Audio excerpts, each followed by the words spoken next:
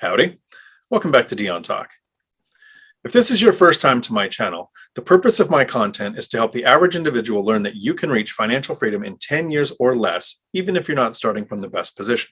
That's what I did, and that's what you're going to be able to do.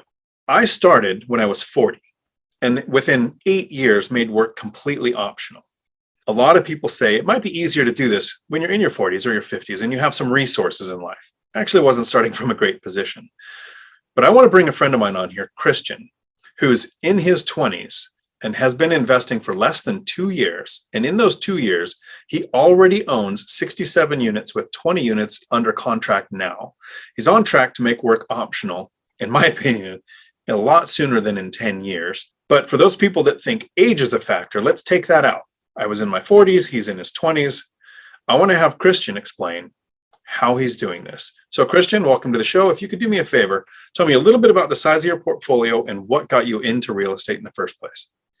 All right. Well, today I only invest in multifamily. I'm at 67 units. Vast majority of those are in Central Washington. I have a little bit over in Seattle. I picked up a 7-plex in the greater Seattle area. Almost the entire portfolio, Central Washington. Originally got into real estate by accident. I was a salesperson. I was selling apparel right out of college. I always had a mild interest in real estate, and a company called lands.com had an application. I saw it probably on Glassdoor or one of those job sites. Applied, got the job, and that company got bought by CoStar like 2 weeks after I got hired. If you don't know CoStar, they own LoopNet, apartments.com, basically every commercial real estate website. Worked there for years, and at some point realized I wanted to be on the other side of the table from all the people I was selling data and advertising to. I just saw all the opportunity and the freedom on the other side, and that is a very long story short how I got into real estate. Well, I'm always entertained by people who work in the industry, people who work for apartments.com, real estate agents, lenders that do it for years, and they interact with investors and they see the power of putting money to work. And some statistic I keep hearing is like 90% of agents and people who work in the industry never own one rental property. Good decision on getting on the right side of the table. What I really like is when I talk to people and we talk about people, myself, I've been investing 10 years. I have 16 units, 7 properties. And when I hear people say, well, I have 67 units, I got it in less than 2 years. Most people think, oh, they must be syndicating. You just took $50,000 and gave it to Brandon Turner from BiggerPockets and invested with Open Door Capital, and now you own part of an apartment complex. I know that's not true because you actually partnered with another friend of mine, Cody Davis, who has been on my channel. Explain a little bit about how in your 20s you are acquiring so many properties without syndicating. Well, your two big topics right now in real estate are you're seeing syndication and you're seeing wholesaling, and the strategy for that is roughly the same as far as how it's being marketed. I mean, it's mass marketing. You're getting as much word out. You're trying to pool capital or pool owners. You're sending out mailers. It is, both of them are a marketing game where you're going after transactions and you're raising capital based on transactions. What Cody and I are doing is flipping the script, and we're going after relationships and relationships only. So the deals that we have, if I use any other capital, it's going to be a joint venture with limited partners. Cody is the only general partner that I will work with on a consistent basis. I don't want to have my money out with a lot of people, which is one of my first things with syndication. There's a lot of parties involved. There's a lot of management and SEC filing. There's a lot of rules, and you do it to own this much of a huge portfolio. When we bring on partners, we have strict buyout clauses where their money is going to be secured by the property. But at the end of the day, I will own 100% of that property. Or if I'm splitting with Cody, I'll own 50% of the entire large property. The entire model is based on, I want to meet other people in the space. I want to take them out to coffee, and I want to learn how they did what they did. I'm not asking them to buy their real estate. I'm not asking them, hey, who do you know who wants to sell? It's not about me. It's about what did they do and how did they do it? If they own a 12-plex and I didn't own a 12-plex, I'd call them and say, hey, I just bought the duplex right down the street from you. I am trying like heck to scale up.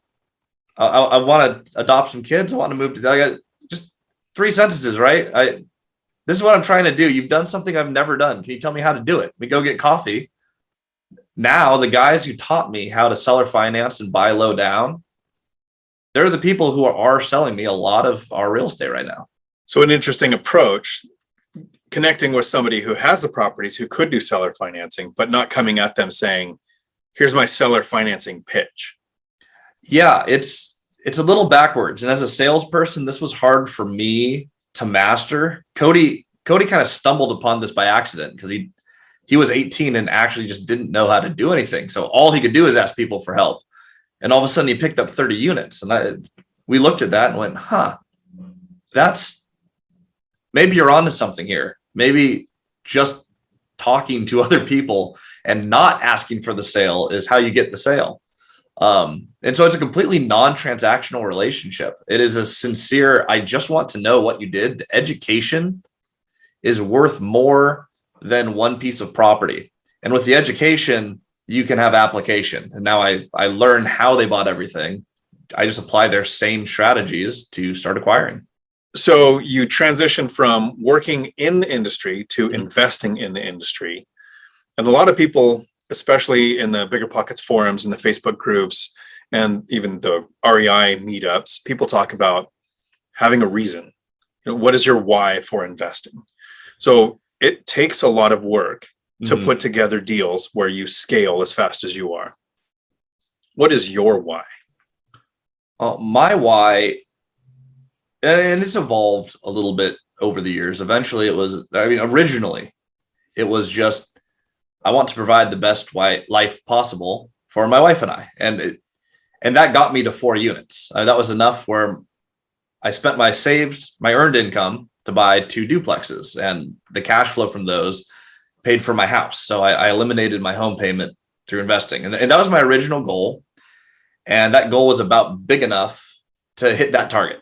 Then we got onto the conversation of having kids, and we both agree we want to adopt. And I brought up to my wife, hey, I would like to have 2 kids. That'd be awesome. And she informed me, nope, you're going to have 4 or you're going to have 0. I was like, wow, okay. I don't know how we didn't have that conversation earlier, but that's good to know. I've also lived in Washington for about 30 years. I wanted to move to a warmer climate for a while. So is my wife. So I want to live where I want. I want to raise my kids, and I want to own my time when we have kids. That is my goal now. And the best I can figure to both own my time and provide for my family, it's going to be about $25K, exactly $25K a month to get us where we want to go. You have a goal of how much income, because I started with this many units in this amount of time. I think a lot of investors, when we're first starting out, we kind of set the wrong goals. Yeah. There are people with hundreds of units that are losing money. That's not a goal I want to achieve. So having a cash flow goal over units means that, I think, like me, you're investing for cash flow. You're looking at, what is this going to produce? Investing with a partner is something I haven't done. And doing 5 units or more is also something I haven't done on properties. What does the funding, like the financing, look like on the deals that you're doing? Well, it's different for every single deal we've done. I have not done one deal exactly the same, but the basic equation is just the deal equals debt plus equity. I have to start with the deal. The deal has to make sense. Like, it has to be the right property and the right location and the right relationship. So that starts with people. Once we get that piece down, I just have to figure out the debt and the equity. If it's a deal that starts with really high cash flow, and I'm working with people whose goal is just to increase cash flow, I can line up private capital to that deal and promise them a preferred return. Sometimes I'll meet people whose goal is just, I want to make 10% of my money in real estate. Well, if I find a deal where the cash on cash return is going to be 18%, I can reach their goals and we can make a spread. On the equity side, we've had a deal. It was a few triplexes. Duplexes, 3 of them side by side. The investor we'd met for coffee, his goal is, I want to double my money every 5 years in real estate. And I'm personally really good at losing money. This is the investor. He's like, I'm really good at losing money when I do my own real estate. So I want someone else to double my money. It was a deal that cash flowed okay day one, but there's huge upside in increasing the rents and improving the properties. It's a very similar project to what I've done. So that we structured 100% equity. He gets a 2-to-1 buyout in 5 years, exactly hitting his goal. We get 100% of the cash flow through the 5 years. I never spend any money. I get paid for 5 years. Worst case scenario, if I didn't pay him out, he takes 3 gorgeous properties with rents increased, completely renovated, purchased on the dollars 5 years ago. His worst case, I guess the worst case scenario for the deal is probably the best case scenario for him. Like if I fail, he's set. But as long as there is cash flow there and a clear exit when in commercial, whenever the balloon payment is 3, 5, 7, 10 years out, as long as we have a clear plan, it's almost all just private capital. It's lining up the right people with the right deal. Well, there's 2 things there that really shine out to me. First, when you find the deal, the money shows up. Like there are investors with money that are looking for people who know where the deals are. And second, your sales background comes through because you're finding out what the person wants and figuring out how to, when I get the person what they want, here's how I create my benefit. And that's pretty much how most businesses operate. You want to figure out what the person's goal is and then show that you're the path to the goal. And while you're the path to the goal, you create your profit. And you can't do that without relationships with people, which is why I'm just not going for the sale. The way we find properties is I'll hop into a market I love and I will just Google map the roofs. And I'm like, that looks like multifamily. And I'll call them and I'll share a tiny bit of my story. I'll ask them about theirs. You want to follow the 80-20 rule. They should be talking about 80% of the time by the time, your conversation's going well. And I just ask about the coffee. Because I'm not buying stuff from everyone, I actually do get to meet a majority of the owners in any given market. When I know what everyone wants and what they're trying to do, and they're bought into who I am and what I'm trying to do, it's just a natural progression to all help each other. It's a hard lesson that a lot of people don't learn. Most people don't learn in their 20s or 30s till way later in life. But the more people you help, the better your life is. Absolutely. That's something that's been life-changing for me. What I really like doing is helping other people. I literally made a channel to try to share this information, trying not to monetize it. Don't have a course, might do a book, but even then I don't want to monetize it somehow. I wouldn't have monetized my channel except YouTube announced in 2020 that they were putting commercials in all videos, even if the channel isn't monetized. So I did it so that I can control what type of commercials there are. So there's none that you can't skip, right? But especially when it comes to finances, this is information that the more we want to share, the more you want to help somebody. So even as you're investing, you've been doing this less than 2 years. And as you develop that experience and you have the reputation that you're building, someone new is going to come along. You spend the time and energy to help them get started. It will pay off for you years down the road in ways that we can't even imagine. And I think the hard part is a lot of people will go into the relationship, they'll hear this and they'll go, I need to meet more people to get what I want. If you go into the conversation that way, you're going to blurt something out along the lines of, well, I mean, are you looking to sell the building? I mean, they make it transactional. If it's for you, it will always come across in the conversation. So just meet people and care about what they're doing. And you just end up reaching your goals as a natural progression from that. Well, I mean, it's a clear demonstration of the phrase that a lot of people use. Your network is your net worth. And especially if you don't try to monetize friendships or make it transactional and say, I'm going to interact with you because I'll get this out of it. So I'm going to ask you 2 more questions. The first, the new person looking at investing, who's young, who's in their 20s. Yeah. What are the steps that they can take now to get started on doing something like what you are? The first thing you should do is start your education. Just start learning. But keep in mind, application is more important than education, where a lot of people get stuck. And I see this all the time in BiggerPockets. There's some people killing it, but most of the people on that forum are just learning. And then they go to the next conference and they learn, and they read the next book and they learn. Every time you read something, every time you watch, like when you watch this podcast, take a second to think and go, what was my takeaway? And how am I going to apply it? If you can do those 2 things at a young age, Like I partnered with Cody. Cody's 22 with 81 units. He figured this out 8 years earlier than I did. By the time he's my age, I turned 30 in a few weeks. I mean, oh my gosh, Cody's going to have hundreds and hundreds of units just as a byproduct of education and application. So I'd say master those two things if you are young and getting into the space. The application part is the hard part, actually taking action. And it doesn't have to be taking action of acquiring a bunch of units. It can be taking action of finding and screening agents. That's a step. Getting your auto searches set up. That's a step. Looking at and filtering through deals. That's a step. Making offers, even ones that you're just doing the asking price offer because those numbers made sense. If you get outbid, great. If you don't, my last 2 deals where everybody kept saying you need to be 30 or 40,000 over asking, you need to waive contingencies. I did asking price, had my appraisal and inspection contingencies in there, and negotiated the price down during closing.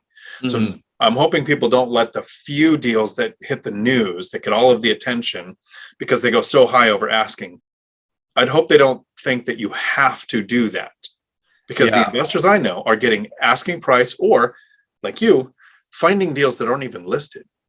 Yeah. It's not to say we don't do deals that are listed. We've bought about half of our stuff's been on market. We bought a 38 unit that was on market for 13 years. No one had applied any creativity to it. Turns out the owners only cared about the monthly payments being a specific number. And it was super easy to solve. Just no one had gone at it on a relationship standpoint. And the deal cash flows beautifully and has a couple million in upside. So on or off market, you can make any deal work. The one other thing I did want to add, if you're a young investor getting the game, you want to find the right mentor. Don't chase mentors. Learn and apply. Go out and meet people. Your mentor will present themselves to you. I find it's kind of like, it's almost like a dating relationship. You seem to find the person you're supposed to be with when you're not looking. Like when you're trying, it never works. Go out, take the right steps, be in front of people, and the right people are going to find you. But don't go at this alone. Right. You need to be taking the steps. And this is something that happens to a lot of investors who start to show some success or put out a YouTube channel where people reach out. You can't mentor someone, but if somebody has started the path that you're on, you can bring them along. So when somebody says, can you mentor me? Sure. Do you want to wholesale? I can't help. Do you want to flip? I can't help. Do you want to do the burn method? I can't help. There's all these things we need to eliminate first. I specifically do buy and hold small multifamily with house hacking to make work optional. On that path, I can help somebody. But if they're not on that path, asking someone like me to mentor them is a mistake, because my advice would be wrong. I'm not in their market. I'm not their age. I don't have their resources. But when you say, connect with a mentor, it's start on the path, start with the self-education, start taking the steps that you can, and then you'll find the people who have done what you're trying to do. You and Cody, you guys have some specific information that is good to share. You're investing with a different strategy than I use. And the really cool thing about real estate is there is no one right way to do this, but there is a one right way for you. Yes. So if somebody wants to reach out and find you and Cody, how can they do that? What's the best way to get a hold of you guys? Both of us are active on Instagram. I try to get through all the messages. Cody does the same. But you can find me at Christian Osgood on Instagram. The best place to follow us for education or just to reach both of us is our YouTube channel. And that is Cody and Christian Multifamily Strategy. Awesome. And I will have a link to those in the description below. So I want to take a second to thank you for coming on here and sharing this. I have not partnered and I have not done any creative financing. So far, all of my deals have been from the MLS with traditional lending. I will someday use those strategies, but not today. And when I do, I'm probably going to reach out to you and Cody and see if we can all get together and I'll pick your brains. That'd be fun. I'd love that. Awesome. Until my next video, thanks for coming to my Dion Talk. We're sorry, the number you have dialed is not in service at this time. I saw your BiggerPockets episode. Was that about a year ago? Yeah, it was like March last year. Yeah, I was going to say, I feel like it was about exactly a year ago. But I've watched some of your stuff since then. And I was talking to Cody. He's like, I was on Dion Talk. I was like, how did I not know that? I missed the episode, and you have a channel that I sincerely like. So yeah, there's plenty of channels out there that that suck. And Yes. they need the good content to come out and just go, here's how I did what I did. If you'd like to do it, here's the strategies and whatever. So we had this terrible spell in YouTube with the whole Ty Lopez garbage where everyone's like, okay, I got to finance a plane and I got to get a Ferrari and you can do this easy. That's been a cancer in YouTube forever. I think we're just hitting the point where channels like yours and what Cody and I are putting out, there's a few. BiggerPockets has been amazing forever at doing this. Of just like, right. Well, the cool thing I like about BiggerPockets is they don't keep saying there's a crash coming. Yeah. The channels that get so many views are the ones who go, wait for the correction, wait for the crash. They've never invested. They live in their mom's basement. They've never owned a rental property, but it sounds catchy and it gives people an excuse to sit back and go, okay, I'm making the right decision because that random person on YouTube says, don't buy. And that means that since 2013, when prices have passed up where they were in 2008, people have been missing out on appreciation, cash flow, principal pay down for 9 years now. Like it's ridiculous. Or they say things like, well, when interest rates go up, prices will come down. Yeah. Right. If that happens, you're paying more because interest rates went up. And here's something that happened probably 20 or 30 years before you were born. In 1973, which is way before I was old enough to read or write, right? Interest rates doubled because they were trying to stop inflation. There was a gas crisis, all these things going on. Interest rates doubled. Yep. Guess what happened to home prices? They almost tripled. Yep. They literally almost tripled because interest rates don't set prices. Yep. Wages do. And in the 70s, we saw wage inflation. We saw households for the first time start to have two incomes instead of one. I mean, it's not good for society, but that's what happened. And now we're seeing record wage inflation across the board. That's what sets prices. So the longer people wait, the more they're going to pay. Yeah. And that's the other thing I'm looking at is we've printed more money in the last year than, I mean, like any other point ever. I'm looking at that. I'm like, we have not, and you watch like cryptocurrencies do this garbage and people get all like unsustainable stuff. But all that is just a symptom of there's too much money in the economy, which means prices are still going up. Rents are still going up. So like Cody and I are heavily leveraged right now. I don't want to be forever. I just figure if we can do this in a year and I lost all of it, which I'm not going to because it cash flows, I can drop rents 40% and not lose.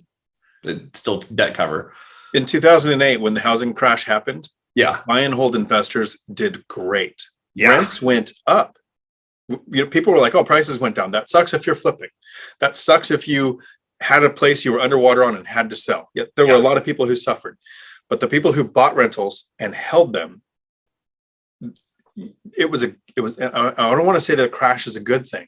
Yeah. It was a good time to own appreciating assets because yes, they crashed, but the rents stayed the same and went up in most markets.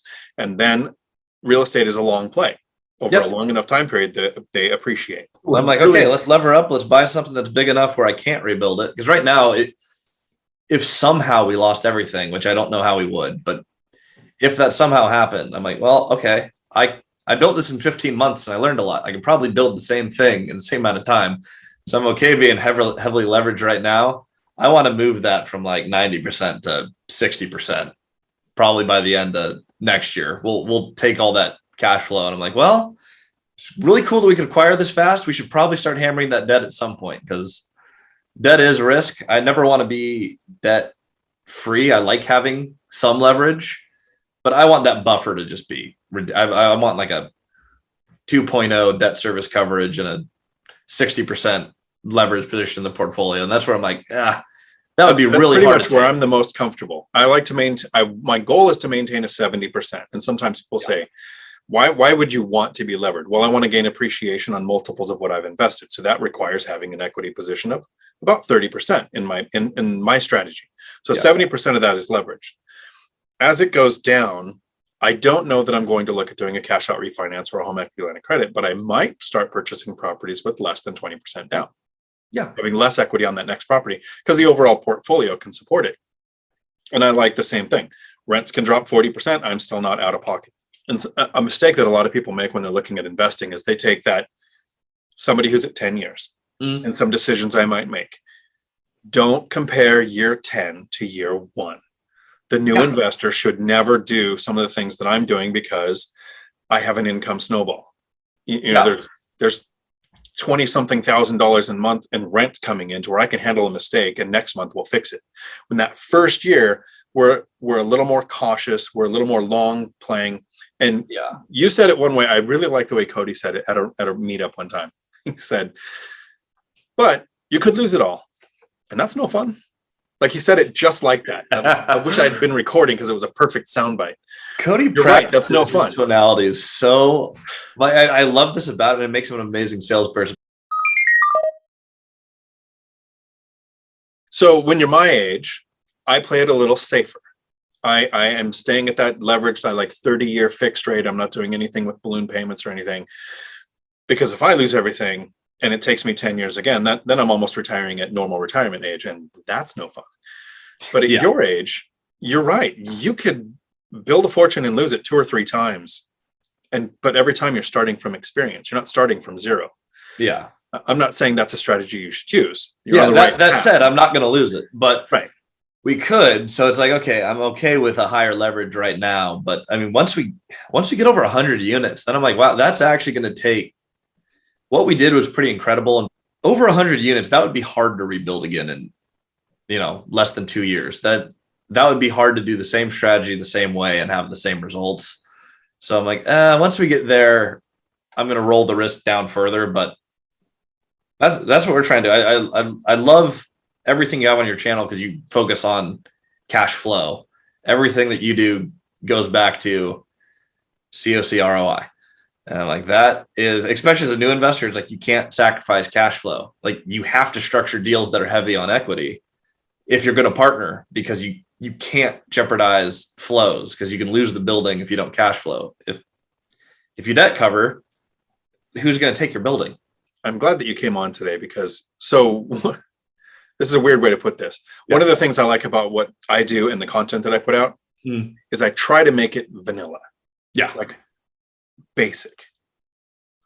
I'll probably edit if it goes into the video, but I'm a basic bitch. Properties from the MLS. 30-year fixed rate debt. Rinse and repeat. Like no special strategy, no special secret sauce. So when someone comes in here like you, and you go, if you build relationships, you can scale at this rate. And if you start the relationship based on what can you do for the person, what can you learn from the person, instead of what can I get from the person, you have a chance of being very successful. So I don't do that. I do like, this is the really simple basic stuff. And I really like Michael Zuber's channel, which I'm going to get you on. I appreciate that. He knows what he knows. He has not house hacked. He has never self-managed his property. So when he puts together a course, he has people like me and Matt, the lumberjack landlord, come in and teach the sections that he hasn't done. I wouldn't want to put a video together saying, here's how you work a relationship to get an off-market deal I haven't done that. It would be totally theoretical. So thanks for coming on here because that's stuff people need to hear that I couldn't put out. Oh, I appreciate that. Here's something that you might enjoy. Yeah. You've been investing for almost 2 years. You have done phenomenal, right? I've been investing a little over 10 years. I made work completely optional around 2018 to where I never have to work again for the rest of my life. I can live the lifestyle that I want, which my goal was my kids are older now, so I don't need that. But I wanted around $5,000 a month to be comfortable. And it's triple like that. So I could just walk away from everything and that's where I'd be. I don't know what a cap rate is. I couldn't tell you. I couldn't describe it. I couldn't explain it. I'd have to Google it and study. And I've watched hours of videos on people because I invest in 4 units or less. Yeah, and it doesn't matter. It doesn't apply, right?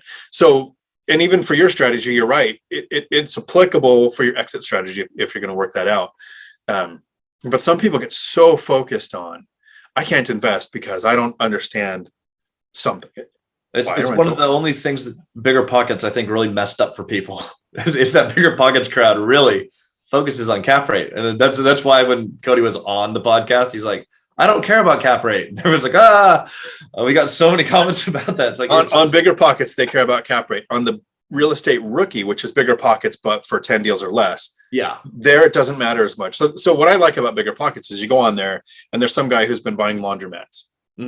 but I learned 2 or 3 things. And then there's the storage guys. And then there's you're getting such a broad spectrum. But when it comes to real estate, they're trying to talk to the broadest audience. Yeah. And when you're talking about that new investor, even understanding cap rates is still not important to me. Yeah. Only reason I'll ever understand it is if someday I make a video on it. I'll have to know it for the video. But I'll probably find someone like you who does know it, have you guys explain it. Yeah. And we can do it really simply. Just because we've done it enough times. And it's like, this isn't the most important, but if you bought the property without debt, this is the return you get on your money. I mean, it's right. Exactly. It's that easy. And then we can explain how market caps work. But I mean, it's fairly simple, but it's just like, it doesn't apply to most people until you buy like a 38 unit. And you're like, well, we better know the exit cap because we're gonna have to refi at some point.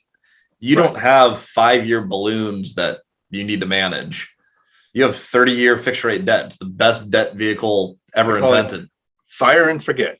Yeah. By that, I'll never think of that mortgage again, unless the interest rates go negative and I can get, a 1 or 2% interest. I might refinance, but that's not a concern. That's a take advantage of a benefit if it pops up. Yeah. And then do you utilize VA? You had mentioned you're in the. I have not used my VA loan. So a couple reasons. I want to have skin in the game. In the beginning, when I could have used the VA loan, I wanted to put in a down payment, so I had some equity. Because in 2008, there were a lot of people who used 105% financing to put closing costs into the loan, and then prices dip and your adjustable rate mortgage kicks in, so you can't afford the rent payment or the mortgage payment, and you can't refinance. So now you're underwater, foreclosures across the board. So I have this fear from a crash happened. I don't want to use that. Cool. But another thing is, I have my VA loan in my back pocket, so that one day, if I don't have the down payment saved up, and the amazing deal of the decade pops up, I have an option. That's cool. So that's a really good strategy. Cool. Yeah. All right. Well, hopefully I'll see you at one of our local meetups here. Perfect. Yes, I will make that a priority. Okay, man. See you, Christian. Thank you, Dion.